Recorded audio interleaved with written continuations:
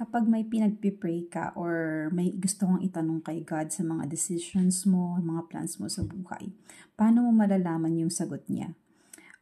Alam nyo, for me, ang ginagawa ko is, nagre-read ako ng Bible. One flip ng Bible, for example, may question ako kay God, may ini-inquire ako sa Kanya. Ang gagawin ko is, one flip ng Bible, tapos magbabasa ako doon from that page. And pinipray ko na malalaman ko kung ano yung sagot niya dun sa mga mababasa ko. And every time na may tinatanong ako, lagi talagang sinasagot ni God. And that's why it's very important that you pray first before you search for the answer. But if, for example, wala ako sa house and I don't have my Bible with me, what I do is I ask for a sign. And you know what? It's not wrong. Kasi sa Bible, may isang tao na ganun ang ginawa niya. Do you know Gideon? So si Gideon ay parang nag-lead sa Israel after ni Deborah and Barak. Nung mga times na wala nang nagli-lead sa mga Israelites and the Midianites oppressed the Israelites, pumili si God ng tao para mag-lead sa kanila. At yun nga si Gideon. Sabi sa Judges chapter 6 verse 12, "And the angel of the Lord appeared to him and said to him, 'The Lord is with you, O mighty man of valor.' And Gideon said to him, 'Please, my Lord, if the Lord is with us, why then has all this happened to us?'" Kasi nga ino-oppress sila ng Midianites. So, hindi siya makapaniwala na sasabihin sa kanya na the Lord is with you kasi na-oppress sila ng Midianites. So, hindi pa siya naniniwala.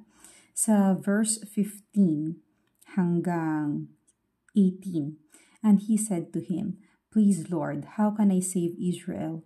Behold, my clan is the weakest in Manasseh, and I am the least in my father's house.' And the Lord said to him, 'But I will be with you, and you shall strike the Midianites as one man.' And he said to him, 'If now I have found favor in your eyes, then show me a sign that it is you who speak with me.'" Kasi yan yung problem natin, di ba?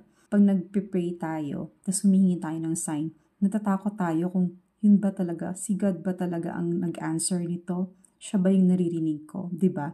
So it's okay to ask for a sign. Ito yung ginawa ni Gideon dito Kasi hindi siya makapaniwala na siya yung gagawing na through him ay masisave yung Israel. Kasi sino ba naman siya, diba? Sabi niya dito, yung clan niya is weakest sa clan ni Manasseh. And siya ay least sa house ng father niya. So, sino ba naman siya para masave yung Israel? So, doubtful siya kung totoo nga ba na mangyayari yon. Tingnan nyo dito. Alam niyo yung ginawa niyang or inask niya na sign. Yung sign of the fleece. Sa chapter 6 pa din, verses 36 hanggang 40. Sabi dito, "Then Gideon said to God, 'If you will save Israel by my hand as you have said, behold, I am laying a fleece of wool on the threshing floor. If there is dew on the fleece alone, and it is dry on all the ground, then I shall know that you will save Israel by my hand as you have said.' And it was so. When he rose early next morning and squeezed the fleece, he wrung enough dew from the fleece to fill a bowl with water." Tapos, hindi pa siya nakontento kasi talagang doubtful siya. Weakest na yung clan niya sa clan ni Manasseh. Tapos least pa siya sa house ng father niya. Sa verse 39 hanggang 40, "Then Gideon said to God, 'Let not your anger burn against me. Let me speak just once more. Please let me test just once more with the fleece.'" Di ba ang kulit? "Please let it be dry on the fleece only, and on all the ground let there be dew." So binaliktad niya. "And God did so that night, and it was dry on the fleece only, and on all the ground there was dew." 'Di ba? So, siguro si God nakukulitan kay Gideon pero wala. Gusto niyang malaman ni Gideon na it's really him who talked to him na, oo, I will be with you. I'm God. Hindi kita pabayaan. You will save Israel. I will save Israel through your hand, through you. So, 'di ba? It's not wrong to ask for a sign kay God.